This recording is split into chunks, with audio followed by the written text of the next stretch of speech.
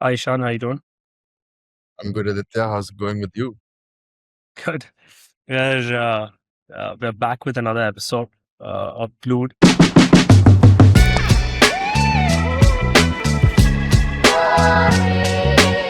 This is week 3. Super happy with everyone tuning in for the first 2 episodes. Really appreciate all the love that we're getting. Uh, and we actually have random people of different backgrounds and age groups messaging me and DMing us, right? So I'm super excited about that. And a lot Yeah, of brands were thrown at us. there's a lot Like, of you should cover questions. this. Yeah, a lot of questions. So we have to get a bit deeper into some of the subject topics that we want to cover. But for this week, guys, we're focusing on premiumization in India, right? Our brands are positioning themselves in a certain way. And it's not just price or just the aesthetic, which is the quality of the product. How do you actually come across to the customer, right? So to start off, I think the best thing would be, according to you as a creative director, what would you put under the premiumization bucket, right? Like, what makes a brand premium? I think what makes a brand premium now in 2026 is as simple as the way they look and feel and how they are presented. I feel like now the whole idea where consumers were limited with options before, now they're relating more to experiences and premium products because they no longer want to settle for simpler options. And I think that's a very important point to highlight because beforehand, like in the past, like people used to have very limited options and they would have only certain channels to, get access to them. But now, because of social media, there's a lot of premiumization of products because that's what people want. They want to plus one on their lives. But it's not just the premiumization of the product per se. Would you say brand rather than just the product? Like, I think a lot of people in India, we are a country where we have a lot of craftsmanship and stuff like that. So I think premium quality products have been being produced for the longest time. I'd say Mm. we are one of the biggest exporters when it comes to leather goods. There are so many other categories and products that I can think of that we export because of the quality, Yeah. but we were never able to sell it in India because obviously the market wasn't developed. The price point did not work out. But now I feel like we're able to create brands in India that are able to sell those products, but also do a good job of showcasing other products in a premium way, right? So it's a brand that is actually seeming to feel like it's more premium than the product itself. Do you agree? It's Or it's the globalization of everything, right? Like where people have now so much access to international brands, international products, their aspirations have changed. So the mindset of the Indian consumer has also changed, where now they don't want to settle for something that's domestic looking, like at the lack of words, something that feels local.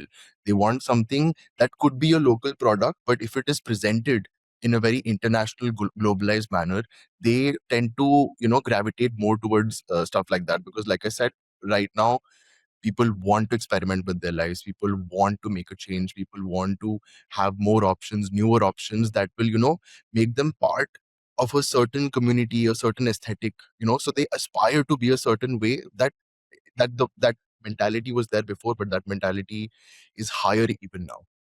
yeah, and I think before it was bound by your geography, right? Like, what area you stay in, which part of India you stay in, what are the available brand shops, all of that you have, right? So then a lot of the marketing happened, or a lot of the sales and marketing was strictly like stuck at like price, right? Because Yeah. we're a price sensitive country. And two would be that the medium or the way we would communicate with our customers were limited. So then you would have to either be on a certain threshold to even look premium or to be premium, right? The staff that you have in your retail experience would have to be premium in terms of the way they would speak. Now, because there's so much e-commerce and there's so much distribution happening of content as well, that you can be premium or you can position yourself a certain way without having to, say, train an entire workforce when it came to retail, which is still applicable. But I'm saying that used to be one of the biggest pain points, right? And from a pricing or a costing standpoint, even the products used to be more expensive because you would have to account for retail shelf space, right? You would have to account for people that you hire, training for them. So much would go into it. But Yeah. now that does not happen. So where are you saving that money and cost? So, Yeah, and I think from a consumer's perspective also, I think even when I see it in myself also, where everybody has this need to stand out. They have this need to be different. So every time, like even when we search for products, even when we look for, like, for example, clothing items, right? Nobody wants to be generalized anymore. They want to own something that has a certain level of novelty to it, so that when you go out into public, you don't want to be a part of the herd, but you want to set yourself aside from the And how does premiumization play a part in that then? premiumization plays a part in that, in terms of, again, like I said, a lot of brands now, the way they display their products, they are communicating to a certain target audience, and like it or not, there is a target audience for everything, like be it streetwear, be it premium clothes, be it like snacks, healthy snacks, unhealthy snacks, however it is, all these brands are targeting a certain audience.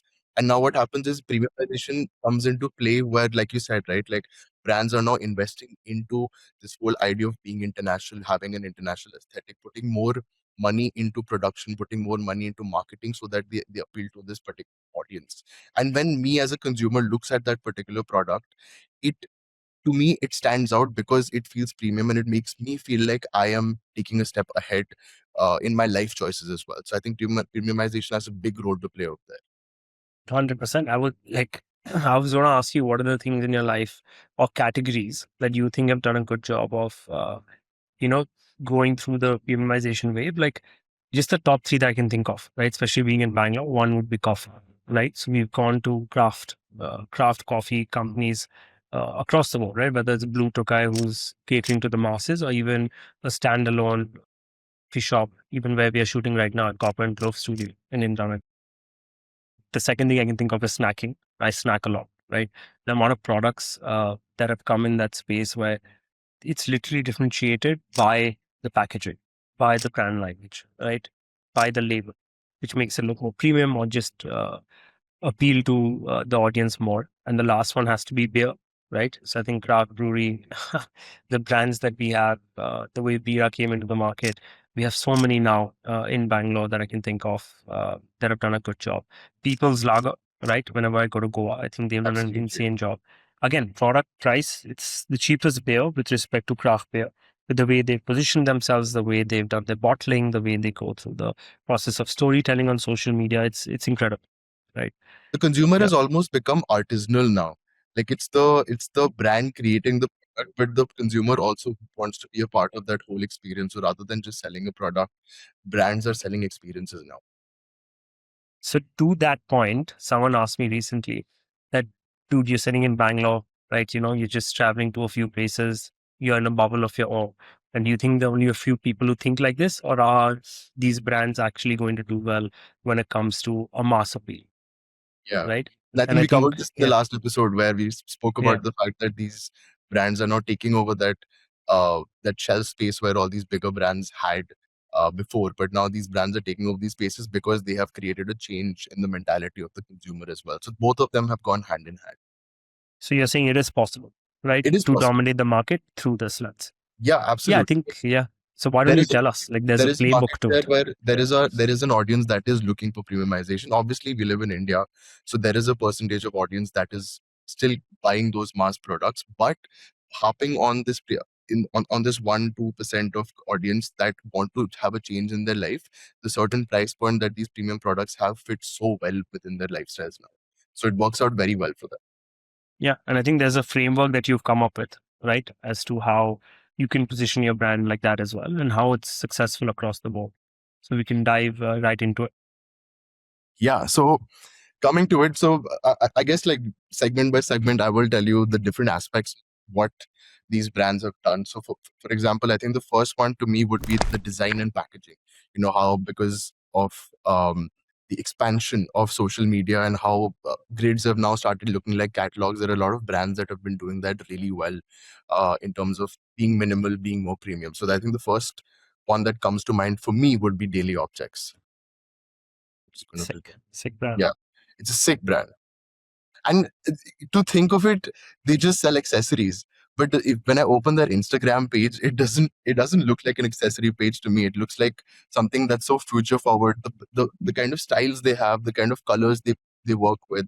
And I think the first one, actually, the pioneer of this would have been Apple, who brought about this aesthetic where it was a very clean, it was a very minimal, it was a very premium looking aesthetic where you didn't have to put too much design into your creatives, but it was just the product and clean typography. So even when you go through their grid, all their visuals, they're based on such principles of layouts, right? Like even if I open this creative over here right now, right, it's as simple as when you look at this visual, it appeals to you because it feels simpler, it feels calming, it feels like it's calling out to you, rather than these old school designs where you had the product, you had like so much text on it, so much the price, everything, you had to communicate everything at once. What these brands have done is built that mystique around them, where you almost want to get the product to see what it's all about. And I think Daily Objects clearly has done a great job. Even when they do design led stuff, it's very minimal. It's very like touch and go, where it's not something that feels like it's hitting you, but at the same time, it feels like it's something that's appealing. So for a brand who wants to be minimal, who wants to be premium, I think Daily Objects has done a great job with the color pop, the way they've designed their products, and the use of white is so nice just because of the fact that the products pop. Why do you need to use any kind of a busy background, right? It has to be something that hits the audience, and it's the product that needs to be highlighted. And like I said, I was going through the packaging as well. It is so minimalistic right now. And I think a very interesting point to note about packaging would be that back in the old days, brands had very few ways to communicate their information to people, right? So they would put everything, the price, the instructions, all of it. But now it's just the logo and maybe like a nice line and the product. It's as simple as that, because That's you said, right, that's an it's awesome yeah, point. yeah, it's Yeah. expanded in so many ways now. I don't need to read about the product on the packaging. I can go to their social media and read about it. I can. So there are channels like that. So you go through social media, understand the product, you learn what the instructions are, and then you go to buy the product, and then you don't need much. And the way they've What a added, point. Yeah. negative space to their packaging, the way the logo has been placed, it's very thoughtful and it's very futuristic, future forward in my Yeah. opinion. And they have nothing about what's in the box outside, like Yeah, literally, yeah, right? exactly. So there's that mystique as well. Yeah. Yeah, absolutely. And though coming back to the next point, which is their store, like this is in What Saki. kills? So I've been shaking my head. So if somebody can see me, or my facial expression while you were speaking about them, is that just from a simple standpoint of that they don't even sell the hardware.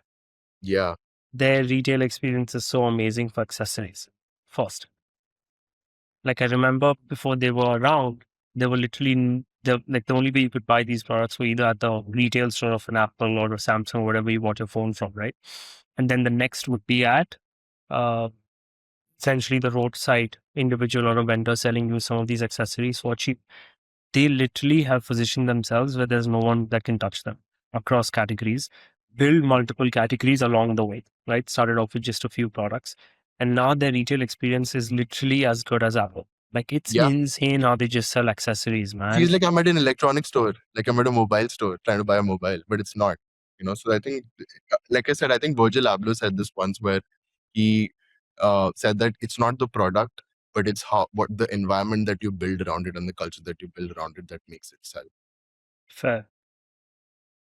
Okay, cool. So that was the first pillar that I Mhm. felt like had to be covered. The second one, in my opinion, would be brands that work with storytelling. I think because again, expansion of social media means it's not just information led, but it makes the consumer feel like they're a part of the experience. And it's one of our favorite places that we've ever been to, and it's called Pizza for Peace. And It's literally 500 meters from your man. might as well go grab a pizza. After After this. this. But I think the one very interesting point where to note here, when I walked into Pizza for Peace for the first time, uh, it didn't feel like a restaurant to me. It didn't feel like I felt like a consumer who's coming into a restaurant just to eat food. Like each and every nook and cranny of Pizza for Peace had a story to tell. Each and every place that I remember, there was a wall where they had certain records on top of it talking about the artists that they've collaborated with. Then there was a wall talking about the sustainability aspect of it. So e- what I felt like was that the experience within Pizza for Peace told a story, and that's exactly what's being told on their social media as well. So the representation of their aesthetic offline is so well done online as well.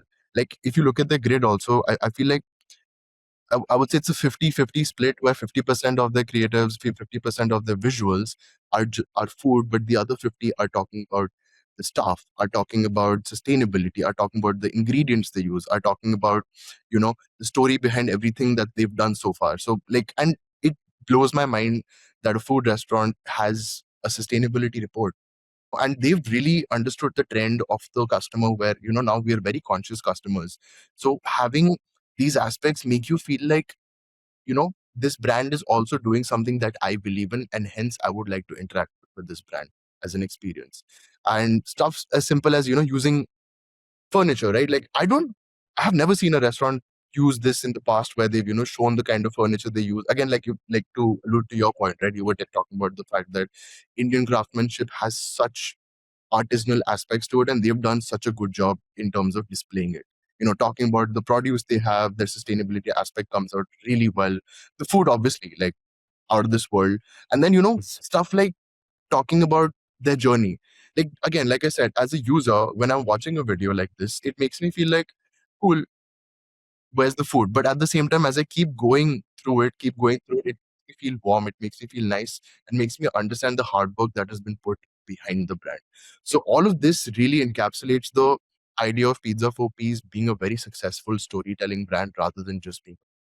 Yeah, and like to someone who's been, I was fortunate to go to the Vietnam location as well. And then when I looked at the experience there and the experience here, Ishan, I'm not even joking when I say it, the experience is exactly the same, Hmm.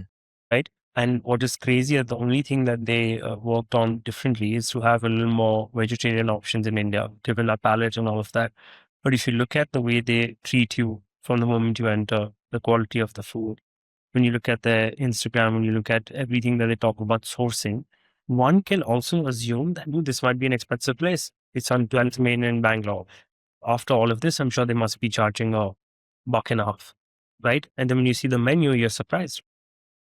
So then the Absolutely. conversation goes back to that whole mentality in India. I shouldn't say it like that, which is, oh, like, like if I'm at a certain stage, like even this image of the car, right? It just came in Yeah. front of the screen. It Like works. I can imagine a person who started a company here or a restaurant here. And if as a creative team, we show them that image of that car, they'll be like, no ways it's going on our feed. There's no way, Yeah. right? So just to have that, I can't, that cow, you gotta scroll, dude. You gotta scroll down. Yeah, I and I can't, think just to I highlight see it. another point, which is that Yeah. from a creative direction perspective also, right? Doing premium and minimal stuff is actually lesser effort. So they are putting lesser effort into creating these assets, but the way they display it is what makes it bigger. Like, brands now don't want to spend too much time on creating a design that's so artistic. Yes, one off, sure. Like, there's one content piece that's banger, like people love it. But if you go through their whole grid, it's just simple imagery, simple type. Like I spoke about minimalism, right? When they were launching in India, it's like the art style, everything. This is not difficult to create, but at the same time, it appeals to the audience very well. Dude, they've literally put the rendering of how Yeah, the restaurant would look. amazing, That's amazing it. work, honestly. So once we talk about storytelling, now we've covered design, we've covered storytelling. I think the third aspect would definitely be in-store experience. And I think recently there was a brand that launched in Bangalore that did that really well. They were a good example of an international brand and how they bring about their idea, their ideology, their aesthetic into a country, uh, and in a very new playground, and display it in the best way possible. And I think that was Nothing. Nothing had a beautiful launch in Bangalore, and I loved the in-store experience that they went through as well. So if I open the images that came out of it, I'm like, dude, is this Bangalore? Where is this? It made me feel like that, just because I was like, wow, the way the lights are displayed, everything, right? Like, isn't the first goal for you to display your products in the biggest way possible? Isn't the first goal for you to be like, oh, big, you have big text talking about just the product? No, here the red lights, the way they've gone through the aesthetic has been beautiful. And what's really nice is that Nothing has been a very industrial brand. I'm going to come back to this visual again, but I just want to show you guys what I mean when I say industrial, right? Like, the whole idea of behind this is, it's now retro futuristic. So when I say artistic, there are different ways of calling things artistic. To me, this is extremely artistic in a way where this product looks like a fashion item. Like any of these images that you see, it looks like it's out of a fashion campaign. The design of the product, the way they've gone about taking away the solid structure from the product itself, making it a little transparent. The design has made it very futuristic. And I think this is very different from the products that are out there. So I would say to people who are simple, to them, the idea would be to encapsulate it in the box of being industrial. And then when I open the launch, that's exactly what they've done. So like this intro, like everything that they've used from these pipes. Usually I would walk into a place and if I saw pipes like this, like these are air conditioning pipes, I would walk into a place where I see this glass, this metal texture that has been used. I'd be like, oh, it looks cheap.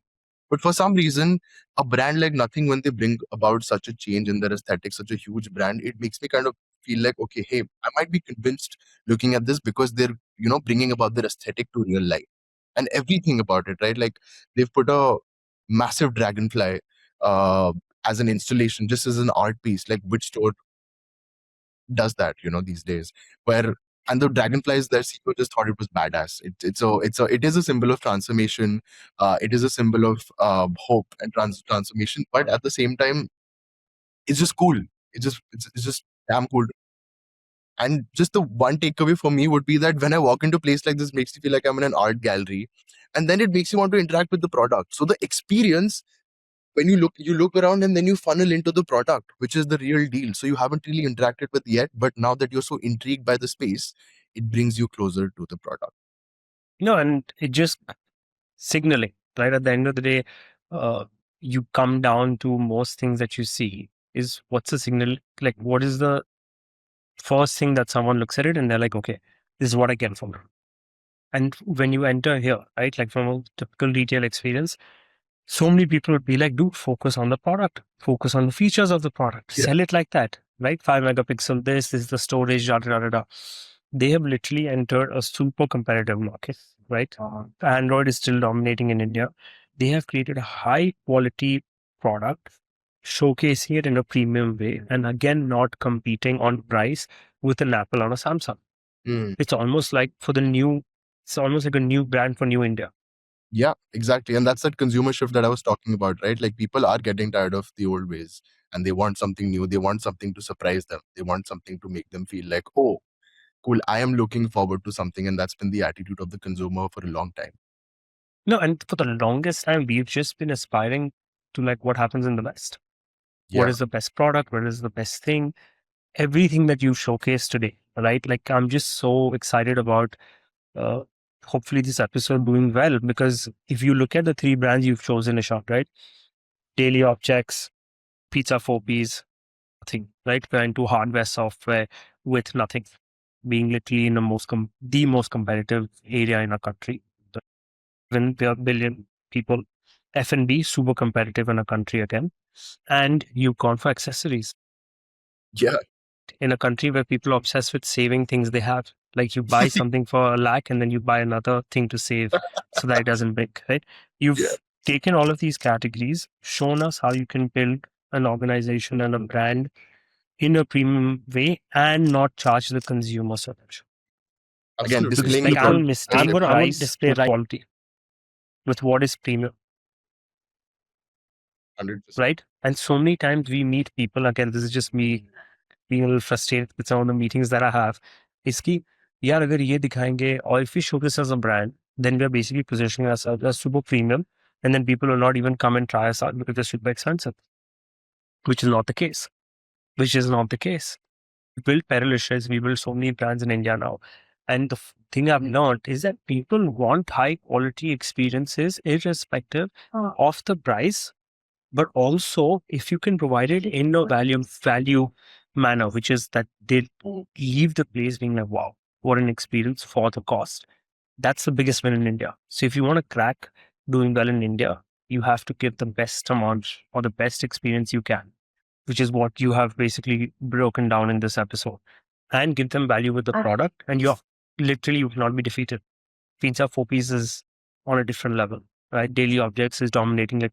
There's not anything happening close to I it. think the idea Yeah. was also that a lot of brands, they build, like, people think that when brand owners think that when it becomes premium, you lose character. Like, people think that when something is premium, it's too like high society, it's too like for people like this, for like that. But my point is, you can be premium and you can tell a story at the same time. It's just about the way you make the product look, but the character of the brand still remains at its core. Yeah. And I think it's basically it stems from charging a premium. You must have always heard, why are you charging me so much more? You think I'm charging you a premium for a premium experience, for a premium service. What we are trying to cater to is that, hey, you can build brands in this competitive landscape, keeping the premiumness, keeping the quality, right? And not making the bank for your consumer and your customer. And with time, you can increase price, Yeah, right? absolutely. To you calling premium, but it's a build, And it's the right? community you build, right? Once people have taken your 100%, product, 100%. you raise the price because they understand that there is the price raising means that maybe there's a raise in quality, and it Yeah, appeals to that yeah, particular customer as yeah. well. Comet. Last episode we spoke about Comet. They're doing the same, right? Almost Gods did the same. Blue Orange did the same. Yeah, When they launched, the price point versus what it is today. massive difference. Yeah, but people are appreciating the fact that they put in the hard yards, and now even if you pay a little more, you're getting something from it. Yeah, absolutely. And I think it's the quality of the product that lasts over time. Like, fast fashion doesn't Yeah, work now yeah. because obviously there's a sustainable And aspect. and I would want this. This is something that people also told us after the first two episodes. Is that, can you talk a bit more about, like, as an agency or as a marketing company, how to go about things, right? So an example or point I would like to make very clear here is that while you position yourselves to be premium, you do quality content or you do quality creatives and the communication. You don't have to pay your agency a lot. You need to hire the right people and work with the right people who have the vision to create original content, to brand in a certain way, and to think outside the box. So people, the moment I hear people saying, ki, oh, agar inke saath kaam karna hai, or if you have to work with these people, you have to basically pay them a lot because they assume so. Well, in Mhm. reality, we love to work with so many different brands, and a lot of agencies like to work with newer brands who have a vision. Even if they don't pay that much, you can position your product like that. And the consumer is not stupid. They want They're not originality. stupid, Yeah, 100%. they want originality. It's just if you're not original, if you're copying a certain story, if you're following a already done path, I don't think you're going to make it in this industry. Yeah, 100%. 100%. I think a brand that is doing that, which segues straight into what's on the radar this week. We have a super cool brand. Yes, dude, you want to tell me about that jacket Oh yeah. recently that you're wearing? Yeah. So I think the fourth pillar, in my opinion, would be uh, building exclusivity and scarcity. Funny story is that there was a jacket that I got tricked by on Instagram ads, and us being creators, very rarely. But this is something that really caught my eye, and I was like, okay, this is something I want. And this brand was called Urban Monkey, and they actually built out this limited edition jacket, which was something that really appealed to me. I think a lot of brands are doing limited edition pieces now, where they create that intrigue, they create that mystique, and the whole idea of it being that it's just a certain amount of units that like I was speaking before, right? It's the novelty, uh, it's that prestige of owning something that a lot of people don't. I think that's what they did really well. And the jacket itself is a very well-made jacket. It's new age fashion. It's done through patchwork. Every material in this jacket is very different. The moment I saw it, I was like, I want it. And I literally got caught. I got caught in that consumerist web where I was like, okay, maybe this, like, I usually don't, but this jacket just appealed to me. And the moment I saw that they had 150 pieces, I literally went and did my order. And now, even now, when you go onto their website and you go through, they've actually restocked it. And maybe we can put the link of the website or a visual of the website where it says that. But So it's not limited again. yeah, it's not limited again because there's more demand. So it was the initial bit was a okay, there are 150 pieces left, but because the demand was so high, they had to restock it. And it's as simple as just doing two content pieces around it. They told the story about the product and how it was created. So again, making the consumer feel like they're part of the experience, and then hooking them with the look of the jacket. And that's exactly what happened to me. Great quality product, very well done. I think every time I go out wearing it, people ask me where it's from. So I think they've really succeeded in building that scarcity aspect of it as well. I agree. I agree. Like, especially if something makes you look good, Ishan, then must be a Why great not? product, man. Yeah, absolutely. It's a great product, 100%.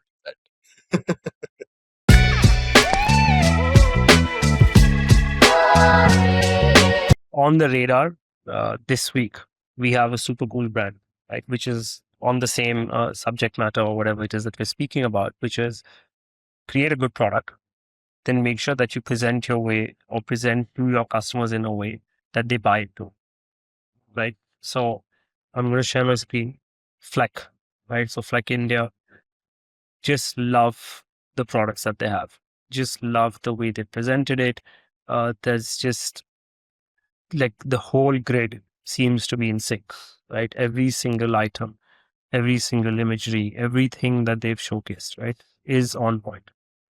You literally like that same thing where like you're like, dude, is this an Indian brand? Are they servicing in India? Who's buying these products? Right? That's the kind of thing we would have. And then just to make my point, which I've been making the whole episode, is that when you go to some of the products that they're selling and you look at the products, you look at the price point, they're literally not anywhere close to what I thought it would be. Right. So then it's like you get hooked on, you go, right? So you're in the funnel, you reach the product page or you reach the website, you're browsing and you're like, man, I would buy this. 100% you'd buy this. Yeah, it's really cheap. It's Because like it's, $640. Like yeah, it's 100%. like they're competing, if I can say, with IKEA, right? Or even cheaper, Yeah. which And I is think incredible. the imagery is also done in such a way where everything that you see is the use case of the product. Like the same comparison to daily objects where it was the cover with the phone. Here you see the product with the aesthetic around it. So that's why it appeals to the consumer even more. I just love it. And this is a question I had for you, which is that, do you think being so thoughtful, right, with every single creative pays off at the end? Because again, something from my own experience of people saying, ki, why are we spending so much time on grids, right? Or why are we looking at things from a holistic standpoint? Why can't we just focus on the performance and the virality of one reel or one product or one ad? Yeah. No, I think the whole idea is that even if you look at this grid, right, in Mm-hmm. this day and age, it's the process of pre-production, production, and post-production. A lot of times before, the pre-production and production wasn't like the highlight of it, but the post-production where you put a cool edit and you put some nice visuals and it should look aesthetic and all of these things were is the effort. Right now, what they're doing is they're creating the environment through pre-production, which is an easier aspect to do, right? It's not an post when you and during production also when you click pictures, it's very simple imagery that's been there. So to me, it's not a lot of effort. So and the ROI is much higher. So I do feel like going premium also means that the effort goes behind understanding the aesthetic of your brand and building an environment around it. So the effort taken to do this compared to what older brands used to do with CGI, graphics, all of this, that has gone away, and it's actually increased the time in which they create these assets as well. No, it's actually shocking. If you look at the feed and you look at the content pieces, they literally have barely anything that you would say would be big on virality, right? Or big on just like people dancing around with their products or like one to the other. None of that. They're in the element, they're supposed to be where they are. And they're very simple, very, very simple stuff. Beautiful products, honestly. I'm gonna buy something for my house We have to check it out for sure. for sure. Huge shout out to them as well. Yeah. Huge shout out to Hopefully they can expand. They're in New Delhi's, but I'm sure they're e-com first. So we'll be able to get a hold of that for sure. But yeah, I think closing in on this episode, I hope everyone had fun with respect to what we spoke about, just premiumization. If you have any questions, guys, if you guys have any specific stuff to ask us, right, regarding what we covered or something that you want to know, please leave a comment and we'd love to respond to you because that's what we're here for as well. Right? It's not just my opinion or Ishan's opinion. We want to hear from you guys. Yeah, till next time, we have some really fun things in the relax. pipe, and we'll see you next week. Like, share, and subscribe, guys. Like, share, subscribe.